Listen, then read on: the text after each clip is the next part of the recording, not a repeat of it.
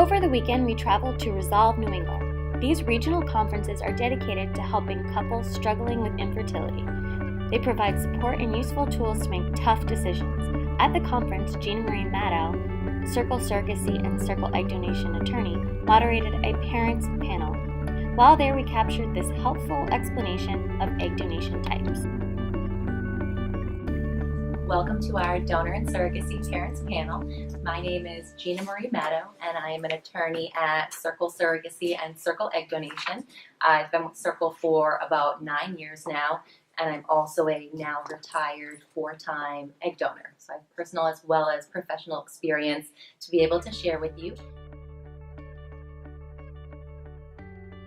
To know, there are 3 main types of donor matches that you can have. One is called anonymous donation, which is the traditional arrangement, whereby the only information that the parents and the donor get about each other is, what's listed in her profile and the photos that you're provided with.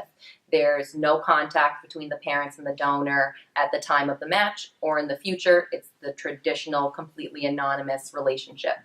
Another option can be a fully known or open donor, whereby you would get full information, their full name, their full contact details. You'd have the option to have contact with them, phone call, email, Skype, in-person meeting, and you can choose to have that contact and at any time. It can extend for years to come, or you can just talk during the cycle. A more common one now is a hybrid of anonymous and known, and that's referred to as either semi-known or semi-anonymous donation. That means that you would get some information about the donor and she would get some information about you. For example, your first name and general area of residence, but you could choose to have contact with her but while still preserving your anonymity. Just a way for you to get to know the donor a little bit more, but some people still feel more comfortable preserving their anonymity. There's no right or wrong model. The goal here really is to just educate you on the available types of match options so that you can make the best decision for your family. There is some good literature that you can read that helps you with the decision whether or not to go with known or anonymous and the issues of disclosure. One book is called Having Your Baby Through Egg Donation. It's by Ellen Glazer. Ellen was actually here speaking today, and it's a really good book that helps you decide, if and when disclosure is right for you and your family, and some important reasons why it might be the right thing for you. Another book is called Finding Our Families, and it's by Wendy Kramer.